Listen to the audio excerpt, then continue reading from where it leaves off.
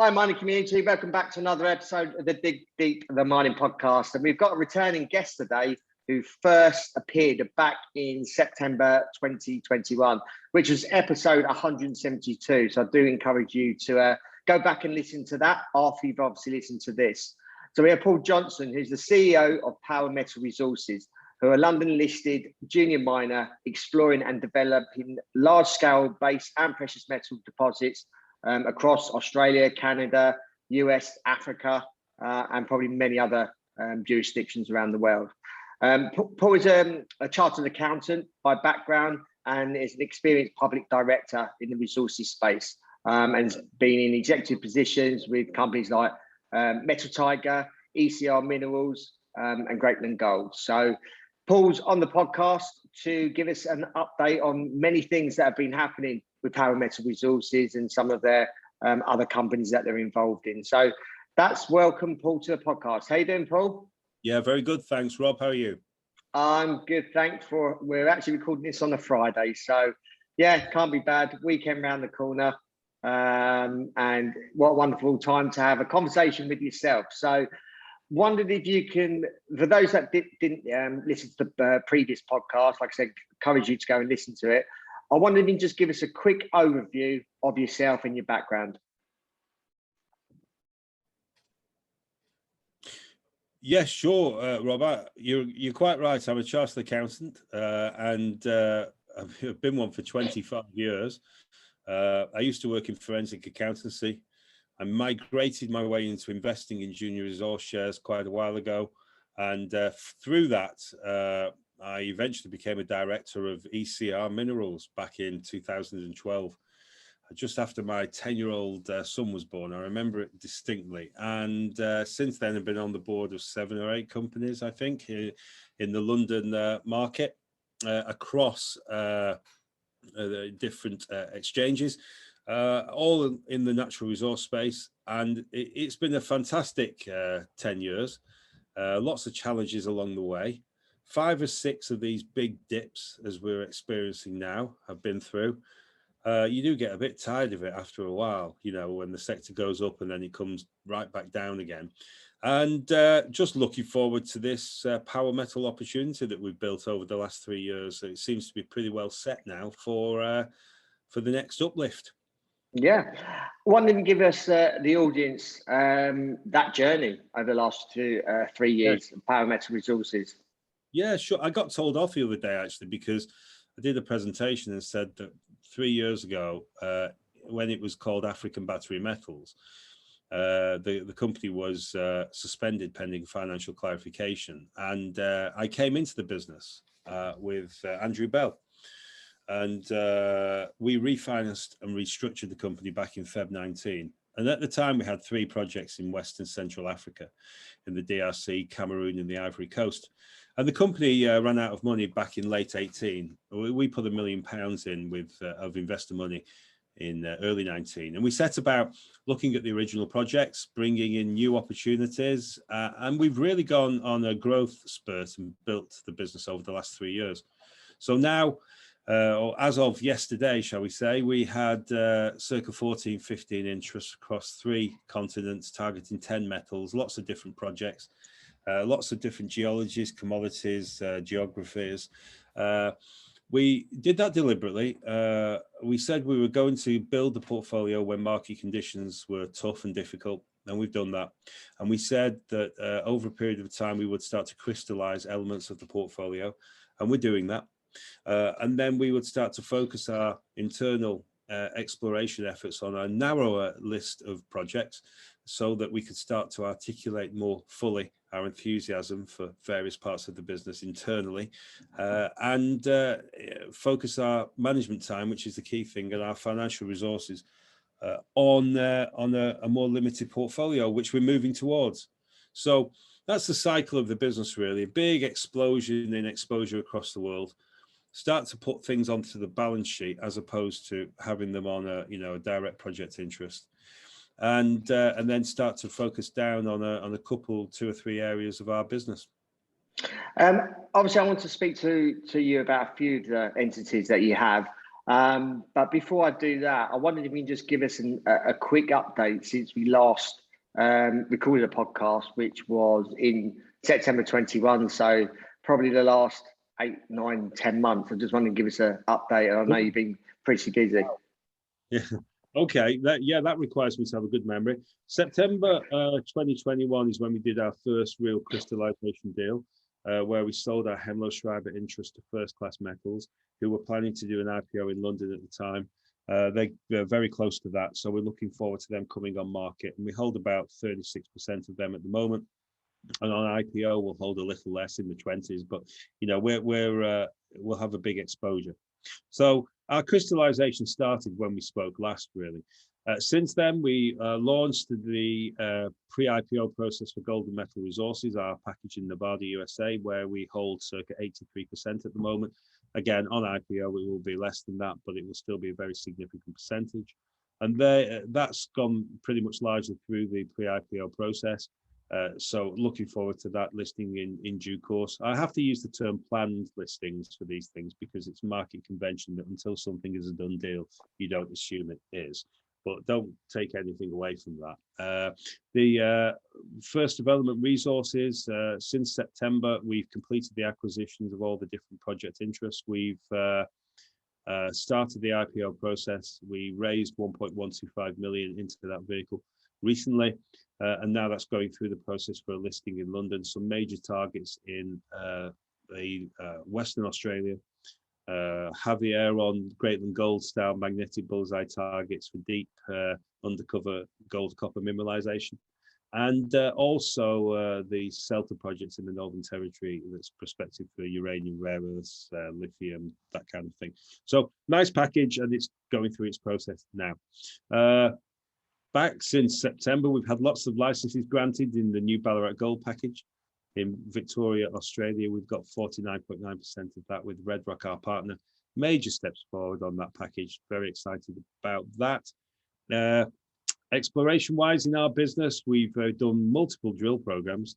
We had some extra results from Malopo after when we spoke last.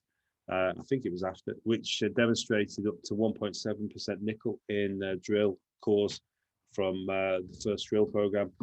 Since then, we've done a deal to acquire a much larger percentage of that project. We're very excited about that one. Tati Goldfields in Botswana, we've done drilling, and we got a concentrated set of gold results from one license area. Found out that the system that we were targeting ran into another unstaked area of ground, so we took another license out, which we've been awarded. So we're looking forward to taking that one forward. And I suppose, without boring your audience to death too much, a big part of our business that's really come on since September has been our uranium, where we've secured a very large project package, 7 properties in the Athabasca Basin area in Canada, 450 square kilometers of ground. Very, very prospective for uranium, right in the heart of a major uranium area. And you know, we're looking to build that uranium package as we go forward. So it is, our business, as you can see, has a lot of different elements to it. It will simplify over the coming months with more crystallization events. Things effectively going onto our balance sheet where we have financial assets in natural resource exploration opportunities. And I'd like to build that up so we have a diverse portfolio. And our business will morph into more specific exploration activities across a more limited number of projects. I wonder if you just tell us a little bit more about, obviously, uranium, the more recent, obviously, acquisition and obviously licenses that you've obtained. Just wanted to tell viewers a little bit more about what you're doing there. Yeah, we went into uranium starting September 21. We've been watching it for months and months. We noticed that Sprott Uranium Trust started to buy up a large amount of uranium, helping to increase the price. There's a lot of activity going on with the green economies, and thinking about nuclear power as a green energy source, which it is, and there was an increasing amount of activity, new power stations slated, and we thought back in September we thought we need to move quickly. So with the benefit of all the work we'd done in preparation, we went and staked a whole heap of ground in the Athabasca, or surrounding the Athabasca in Canada. Since then, we've taken on, as part of First Development Resources, the Celta project, which is targeting uranium, and we've signed a deal to potentially go into Togo uranium exploration as well. There's very few vehicles listed in London that have a focus on uranium. We think it's one of those areas that it goes a long time, the uranium sector, without too much life. And then when it comes to life, and you do get a few indicators, as we've had recently, when it comes to life, it can be quite a dramatic sector for investors. I'll give you an example. Back 2006-07 was the last big uranium boom. The price went up to, I think, circa $140 a pound for uranium.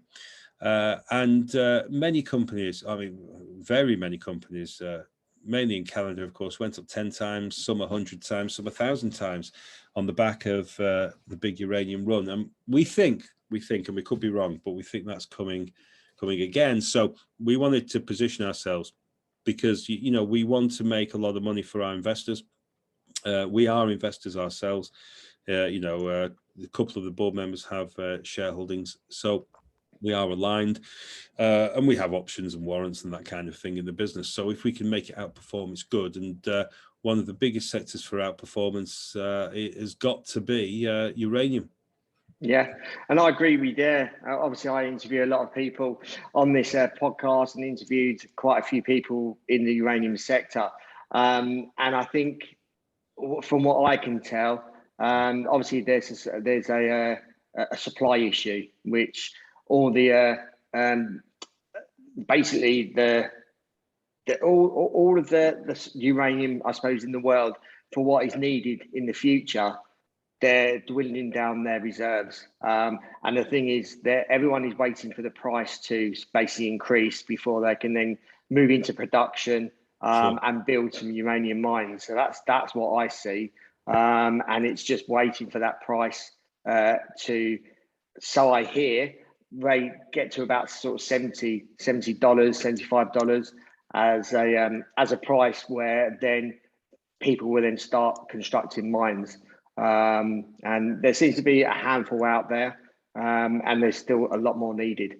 So, the minimum price of production to make many projects viable, you hear different figures, say $60, $70, $80 per pound. We had quite a disruption with the Fukushima incident, 10 years ago, that really caused a whole heap of problems. A lot of nations shut down nuclear power as an option for them.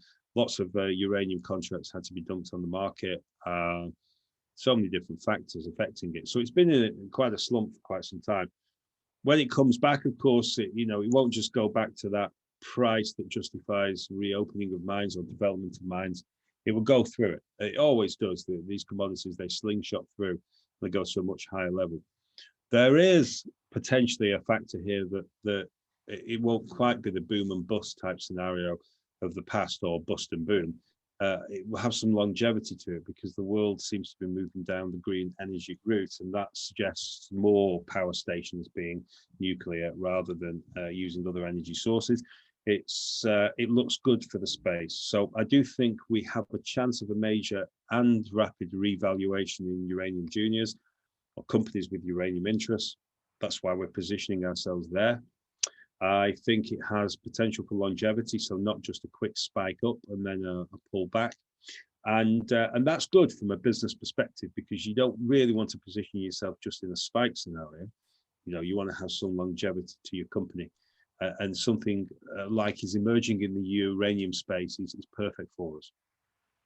I know a lot of progress has been made with First Development Resources since we last spoke. Just wondering to give us a more in-depth overview of what's happening with those guys. Yeah, sure. First Development is a company that we just, as I say, raised 1.125 million for pre-IPO. The spin-outs, we like them to be self-financing, so pre-IPO raises are useful for that. Back in 2021, we engaged with First Development Australia. they had some interesting projects in Western Australia, and we've continued to work on those projects technically for the last year, 18 months, and we put some decent amount of money into doing exploration work as much as we could before the licenses were granted. We've identified a number of magnetic bullseye targets, which are the type of geological target that the Javieron deposit that Greatland Gold found, which led to their share price increasing, to 38 pence. I did that deal with Metal Tiger into Greatland back in 2016 at 0.1 pence. So, that was a 380 bagger, if that's the right phrase. So similar to Javieron, and we're quite excited about those targets. We're pretty much prepared everything for them now. The next step is a drill program post IPO or after IPO. Then in addition, we brought in Sept, which is a large circa, I think 1,700 square kilometers of ground in the Northern Territory over 3 licenses. And that's uranium, rare earths, and lithium and a variety of other things potentially within that ground. It's just northwest of Arafura, that big Australian company's Nolan's Bohr rare earths deposit, and offers a great amount of potential. We're interested to see if what they found at Nolan's Bohr could be replicated in Sept, but we'll see. All the licenses underlying the 2 project batches, Western Australia and Northern Territory, have now been granted, and that's been done since we last spoke. So pretty much we're all set to go. We're continuing the technical work in the background alongside the IPO process itself, and looking forward to that one coming on the market. It's got a lot of interest from investors. I wonder if you can just tell us about a few of the other entities under the Parametal brand that you want to sort of tell the audience about, that have probably done a lot of work sort of beginning since the beginning of this year.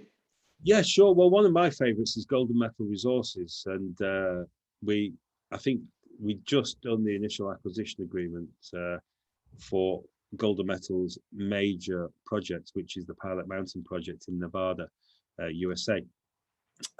Golden Metal is quite a way through the listing process now, and we're looking forward to that coming on market. Its central flagship interest is Pilot Mountain, which is a large tungsten focused resource. It also has copper, zinc, and silver. It's in the heart of super safe mining territory in Nevada, one of the best jurisdictions in the world. That we believe there is significant potential to increase the size of the resource. Tungsten is interesting. It's not a metal which many investors feel that familiar with, and it often doesn't have much attention in the markets generally, but its price has been strong of late, and there is a real need for tungsten around the world. Most of it historically came from China, and of course the nations like the United States and others are really seeking secure homeland deposits, so that they can produce their own metals. Now, tungsten is on the strategic or critical minerals list from the US Geological Survey. North America or USA does not produce their own tungsten from mines. They recycle, they import, so they use various kind of techniques like that to supply the tungsten requirements.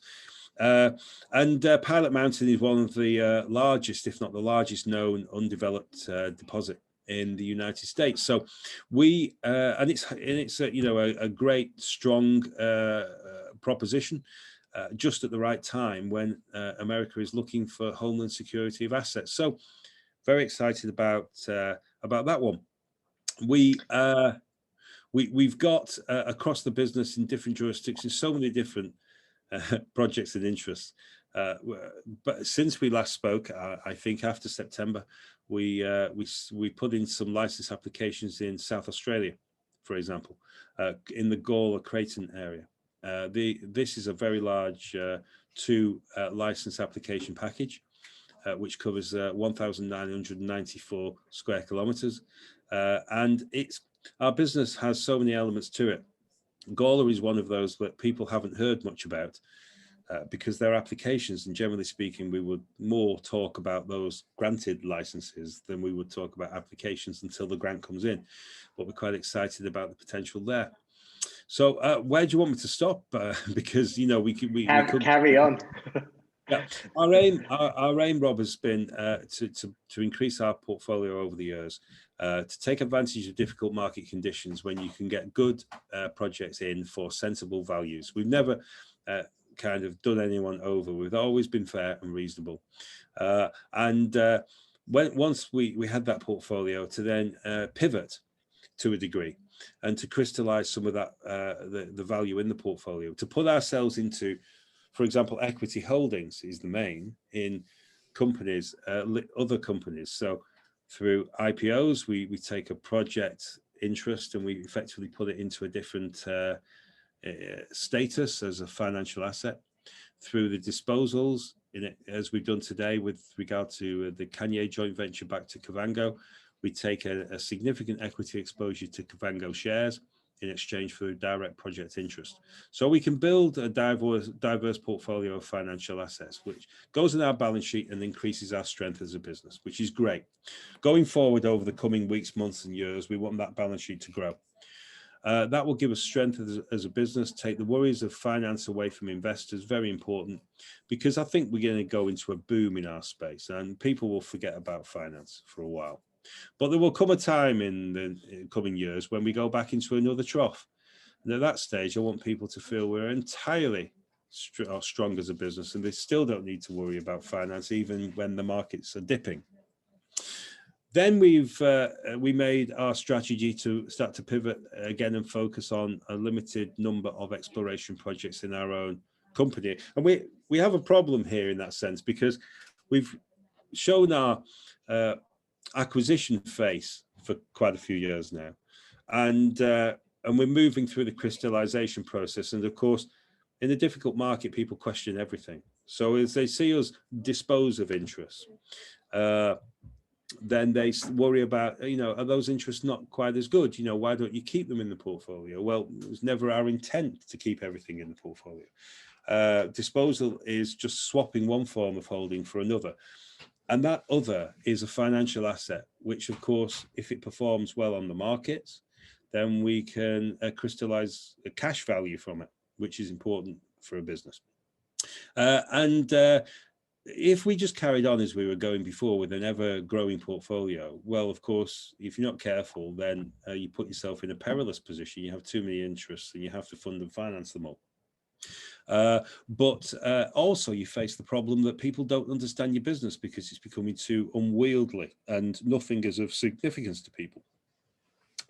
So by focusing down on uranium, by focusing down on some of our big African interests in Botswana with Malopo Farms, nickel sulfide focused, and Tati gold focused, and a few other areas of our business, we can start to articulate more what we're doing and get some more excitement and engagement from the investor base, whilst at the same time building that balance sheet and giving people comfort that we are a really strong business.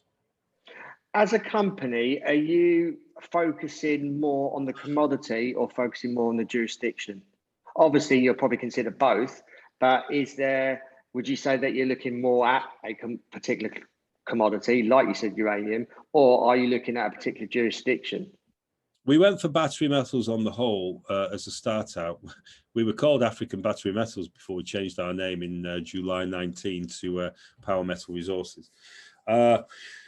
We went for a suite of battery metals, and we really wanted to expose ourselves to, to copper, nickel, lithium, and make sure that whichever one of those had a strong growth that we were exposed to. More recently in the development of the business, we started to build our gold interests. We see gold as a major asset going forward, to have good quality strategic land targeting gold, particularly in an environment where we know there's gold there. So in the new Ballarat package, where we have 49.9%, our licensed ground covers dramatic amounts of historic gold workings and now covers two pretty major gold producing high grade mines that stopped producing in the past, but we think there's a lot more gold still left to extract. And we've also moved into areas like silver with Silver Peak projects in British Columbia, Canada. So we're now, I would say that, yeah, our focus was mainly on the commodity. That's a fair point.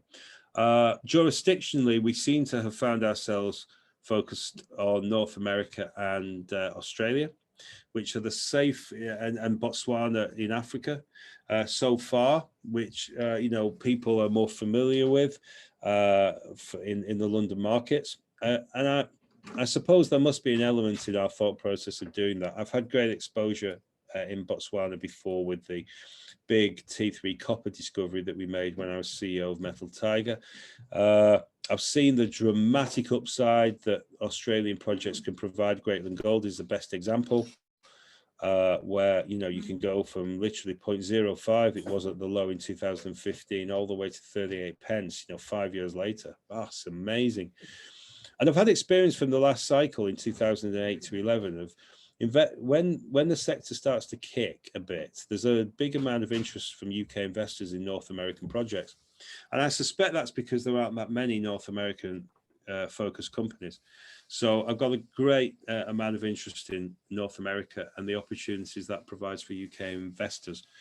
So jurisdictionally, I think we've got a really nice mix, predominantly familiar destinations with a few destinations that people perhaps are less familiar with, but we feel comfortable operating in as well. What are your thoughts on sort of mining equities recently, and sort of some of the big downturns in company valuations?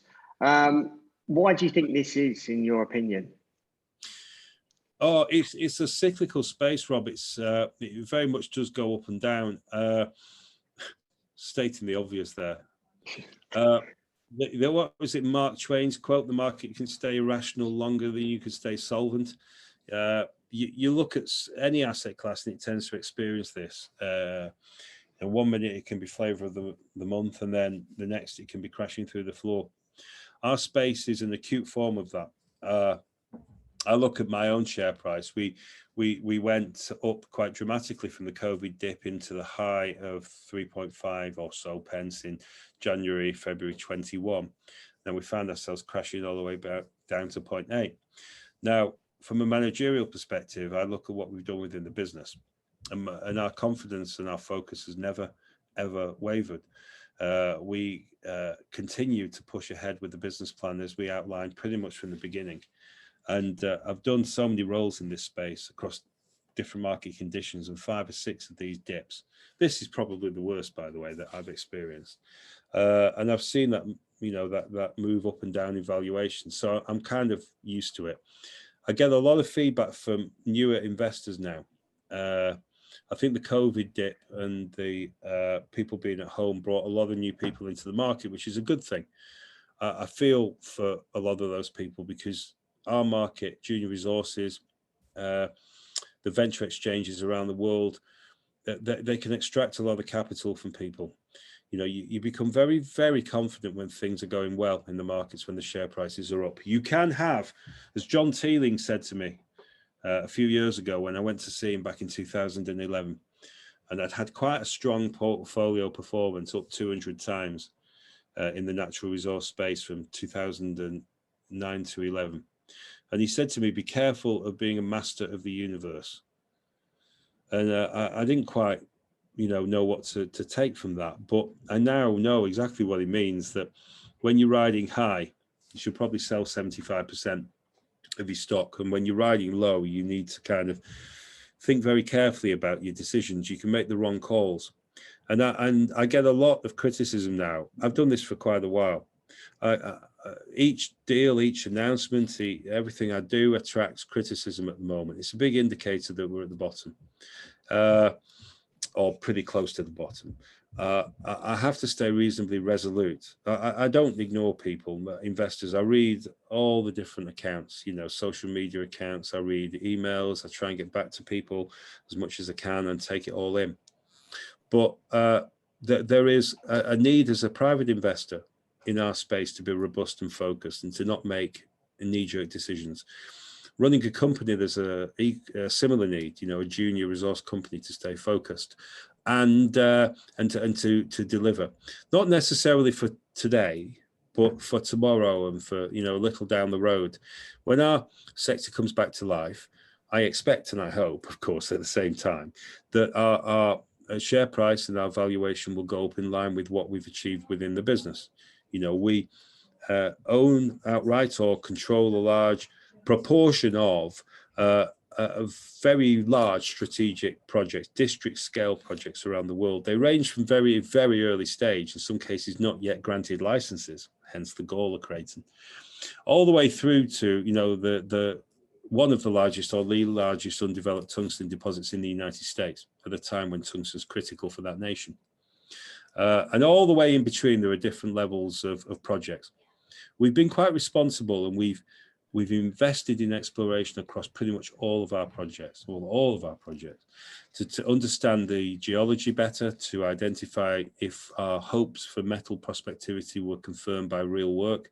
And we've been almost entirely successful. Not entirely, but it's been an exceptional run of news that we've had within the business about taking projects forward. So we're really in the right place at the right time, we believe. It's not great for investors out there. It's not great for me and for the team. Our team have options at 3.25p predominantly, with a hurdle that the share price has to get to 5 for I think it's 10 trading days before those options can be exercised. So our share price has to go up from 0.8 something to 5 pence for a couple of weeks before those options become usable. So I want my team is an incredible group of people. They're very buoyant, they're very bubbly, they've got lots of energy, they've done some incredible things in the last year or so. So we're confident and we're focused. We think we're in the right place. We think we've got the right portfolio. We're starting to manipulate that portfolio into either value crystallization events or accelerated exploration. And what more can I say? We got to stay resolute, and we'll probably have a discussion in 3 months' time, 6 months' time, whenever. And the markets are going great guns, and everyone will be happy. It's funny, I don't get many suggestions from people when things are flying up. And when the share price is flying, you get nothing. I remember ECR Minerals a few years ago, 9 years ago. The share price was down to 0.08. Bit of a problem at the time, because at 0.08, we were below our par value, which was 0.1. And so you couldn't really raise much money at that point. So we brought in a new project in the Philippines. We reinvigorated the share price, got things going, did various things to bring the company back. I think at the start of 13, we had 1 million of debt that was repayable that year, or maybe a bit more than that. And by the end of 13, our share price was 0.08. And then by the end of 13, we ended up with 1 million cash, no debt, or something like that, and new project interest brought in, and everything was firing and going great guns. Now, I remember it went up from 0.08 to 0.72 pence, and 0.72 pence was, I don't know, middle of the year. And all the way up from 0.08 to 0.72, I had a few inquiries. It wasn't that much as it was moving up. But I was in Tenerife when it switched and started going down. And I thought I'd go away to Tenerife for 5 days and have a bit of a break. And it lo and behold, I think on the Monday or something, it started to turn and it started going south. And my phone lit up. Relentless, emails, messages and that kind of thing. And I was a bit surprised because I was a bit green at the time, I suppose, the way everything suddenly switched. And it's a little bit like that now with power. We get a lot of suggestions and we take them all on, but our job is to focus and to deliver. You can't be too distracted, and you've got to stick to your core focus. Yeah, certainly. And I'll take it that ruined your holiday. Yeah, it did. I got robbed as well when I was there. So not part. So apart from the share price being robbed as well, you got robbed yourself. Yeah, that's right. That's right. Well, we don't.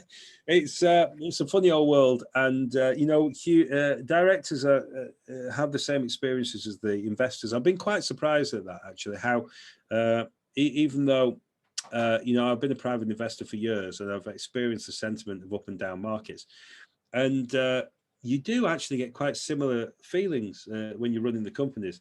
And I can't work out if it's because I'm a large shareholder in Power. Well, the largest notified holder at the moment in Power. And I think it might be, but I don't know. I think the good quality directors, and there's a fair few that are not good quality, but people who really try and make a difference do feel very much like the private investors. The sentiment shifts. And I've learned over the years to say, okay, how am I feeling as an investor with a proposition, and the markets and so on. And at the moment, if I would say I'm disappointed, with the share price performance of Power, and as an investor in Power, I'm questioning the business model and why they're doing certain things. Why did they do that deal today with Kavango? Why did they vend back a project? Were they not happy with it? Are they running out of money? All these different things that people raise. And also sentiment on the markets, is it ever going to improve and all that kind of thing. And then I have to say, right, that's my emotional side. Now, taking my experience as from a contrarian viewpoint, what does this mean? Well, if I'm upset and disappointed and worried about things and questioning everything, it's a very good sign from an investor's perspective. Because the moment I'm happy with everything and I think I'm a master of the universe, and the moment companies are doing things and the share prices are going up no matter what, and I'm not questioning anything, that's the other end of the spectrum. You're doing great. You've got a big kind of share portfolio. It's going up all the time. That's the moment you need to worry, ironically. Not now. So it's quite an interesting pathway, and I know quite a few directors in the business. Some of them are better than others, and the good ones that are trying to make a difference for shareholders are feeling the pain too. I can assure you of that. Yeah, and I suppose you're feeling responsible for other people's money, and you're probably thinking it's like your own money that you're using investors' money. So you're being responsible for your own money and other people's money, and I suppose that's down to your ethics, because if they lose, you lose. If you win, they win, and you're treating their money the same as your own money. Yeah, my experiences as a director, I've enjoyed when we used to do it quite regularly, the face-to-face communications with investors. We used to do investor events. I remember the Mining Maven events in the Counting House in London, where you'd be doing a presentation and the investors would be sat like a meter away, all the way to the back of the room, and you'd face that bear pit type situation. I do like that. I like the fact that people are trying to change their lives and do something different with their lives. The resource sector saved me dramatically in 2008, early 9. My portfolio was smashed, and lots of things were going wrong in my life, and I was able to focus on the resource sector and make some, decent returns from it. And I've done okay. I'm being punished at the moment, of course, for holding these shares, like everyone else, but I'm still in a very fortunate position, and I think there is a great opportunity for us all going forward. I get accused of an awful lot of things.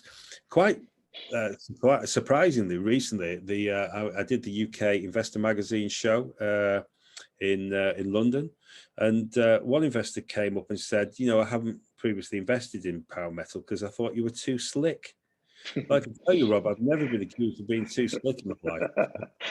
I took that as a compliment. I was almost prepared to say, look, don't worry about investing. Just keep on calling slick. And I'm far from it. I'm not a great networker in these events. I don't, apart from like private investors who I do like to talk to, I don't like to go to city events and bump gums with people who don't care about you and are just trying to get your business. And I just like this side of life. I think it's great. it's difficult. If you're going to push out and try and do something special, you're going to attract an awful lot of criticism for it. The market's made up of a lot of things, including elements that people don't really understand. There's a lot of shorting in the financial markets.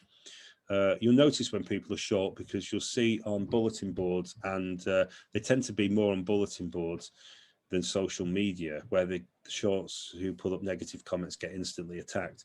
You see a deluge of negative comments about a company. So someone who's short goes and pays people to go and attack a company publicly. You see that quite a lot.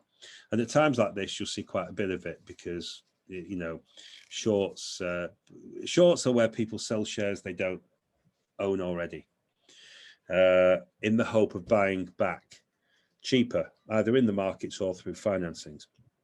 You know, times like this is quite a negative backdrop, and people are particularly worried. But I have great admiration for people prepared to risk the capital and to try and make a better life for themselves. I do wish people would, you know, focus a bit more on the markets that they operate in and on the companies, and really do, you know, research. I love it when people get in touch, because it shows they're going the extra mile trying to find out more.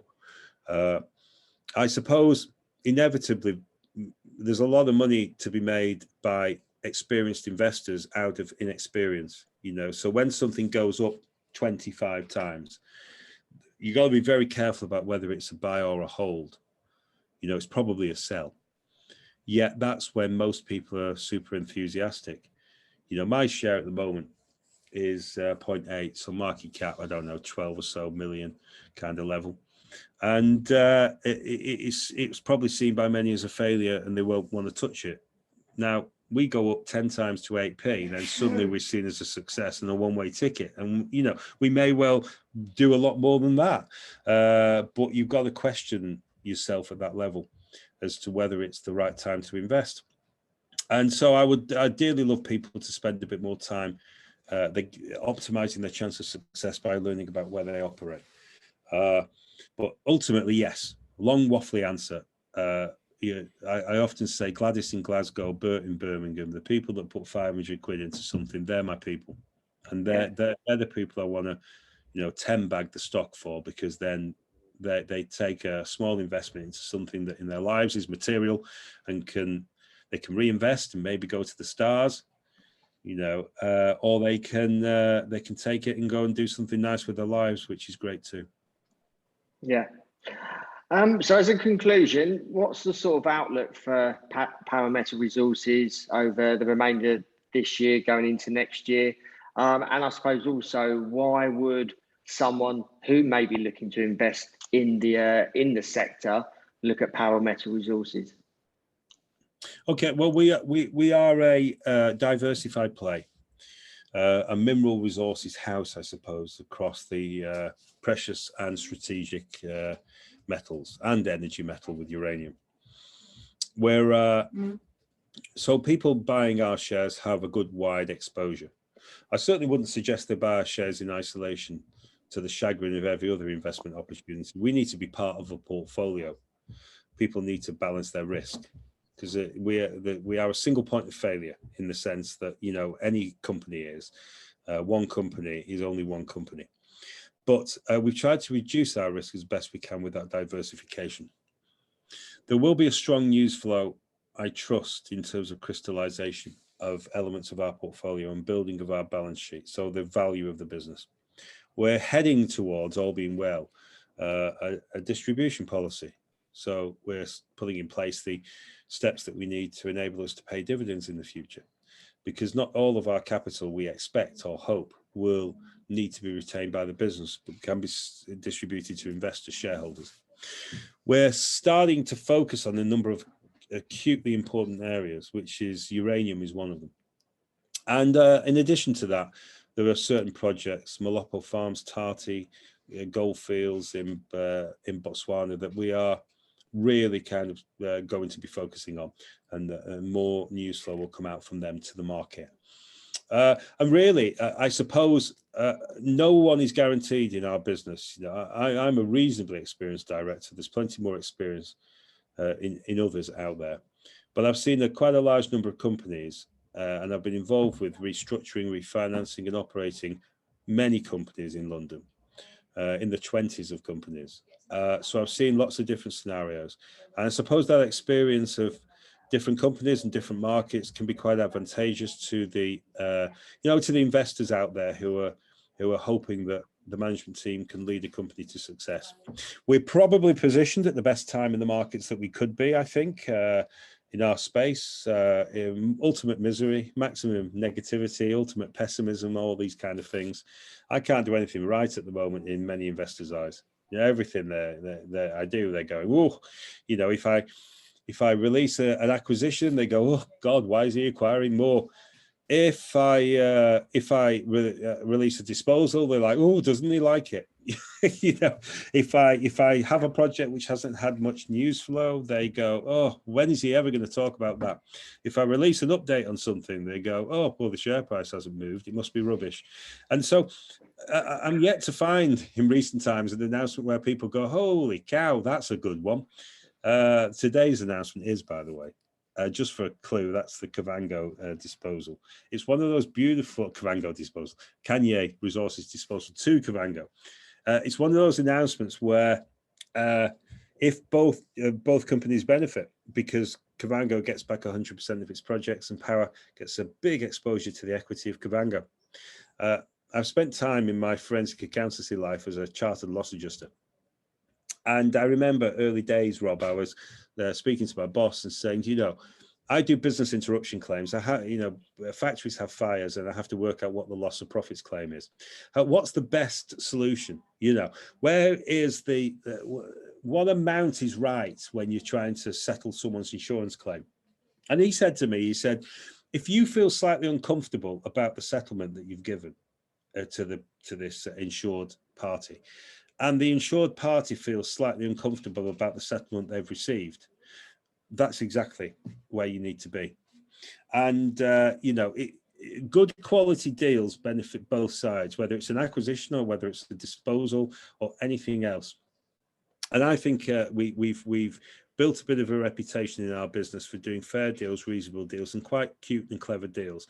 Seriously, going back again, and I quote these two examples because they are the best in my working experience, where we've had massive success and we've had the most cynicism. Greatland Gold, £150,000 of Metal Tiger money into Greatland at 0.1. I was lambasted for that deal. How can you waste shareholders' money on a moribund dead vehicle?